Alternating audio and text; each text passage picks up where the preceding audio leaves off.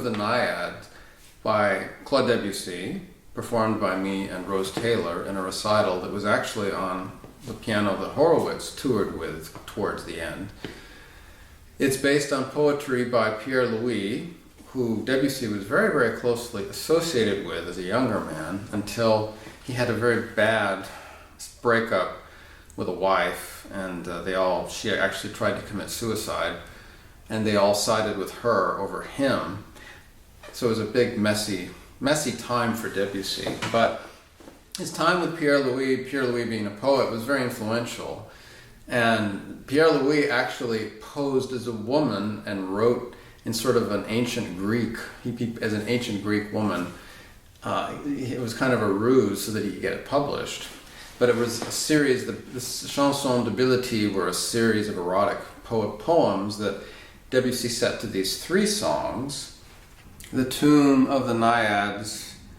Along the frost-bound wood I walked, my hair across my mouth blossomed with tiny icicles, and my sandals were heavy with muddy packed snow. He said to me, "What do you seek?" I follow the satyr's track, His little cloven hoof marks alternate like holes in a white cloak, he said to me. The satyrs are dead. The satyrs and the nymphs too. For 30 years there has not been so harsh a winter. The tracks you see are those of a goat, but let us stay here where their tomb is. And with the iron head of his hoe, he broke the ice of the spring where the Niads used to laugh. He picked up some huge fragments and, raising them to the pale sky, gazed through them. And it seems that Footsteps in the Snow, De Pas sur la Neige, is based in part on inspiration from this poem, from these works that Debussy knew so well from his relationship with Pierre Louys. He set it, for the songs, he set it for the chamber works. And if you hear it, there's some similarities to what we hear in Footsteps in the Snow.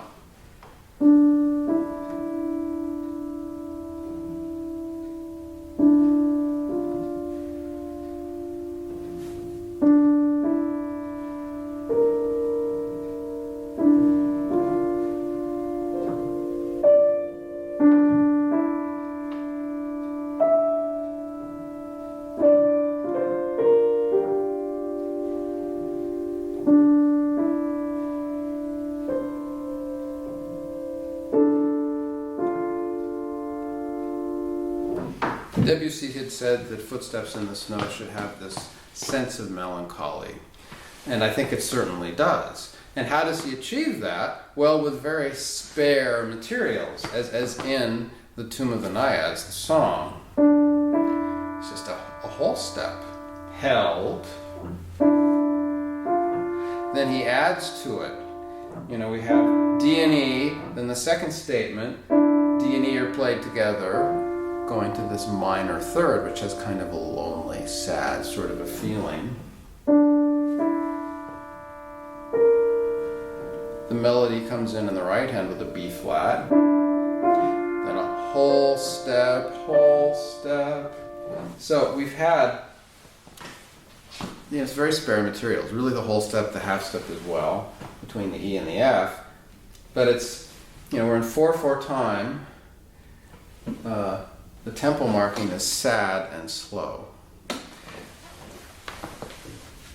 So we can imagine, those of you who lived in snow know there's a unique sense of quiet when you're walking through it. You can hear it crunching a bit, but snow tends to deaden all the sound around you, and so you can feel a sense of isolation, perhaps of melancholy if it's really gray and dark.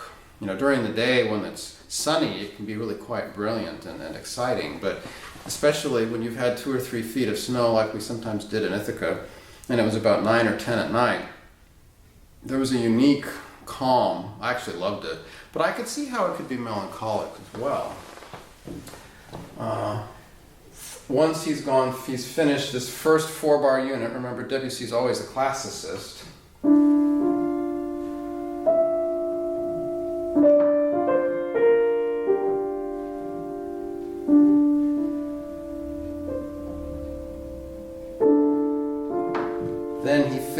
throughout the octave span.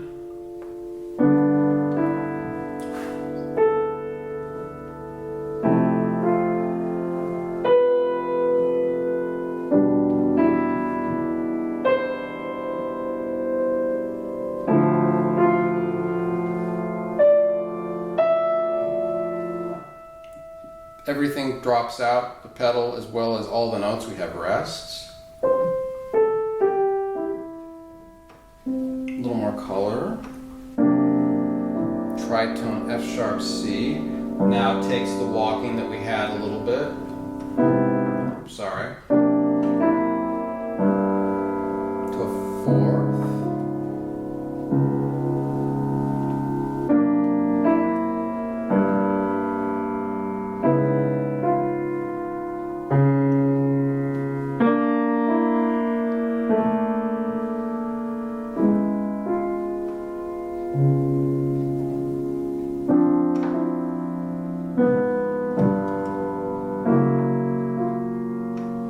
So he uses the chromaticism and these somewhat mobile harmonies, to add more color, to add more sense of intensity, of tension and release.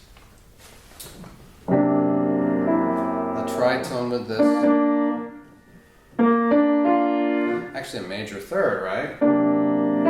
Which then becomes a fourth.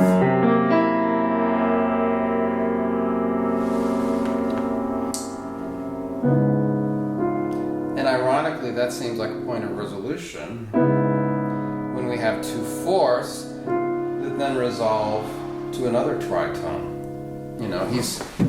He's created his own self-referential world of meaning, of language, of an inner life, where the traditional materials of tonality are not the point of this at all. So. This next performance was of this piece at Schloss Warteg, one of my favorite places to perform on the Bodensee in Switzerland. I can sit at the Steinway B piano and see Friedrichshafen on the other side in Germany. And I hope you enjoy this from Schloss Warteg.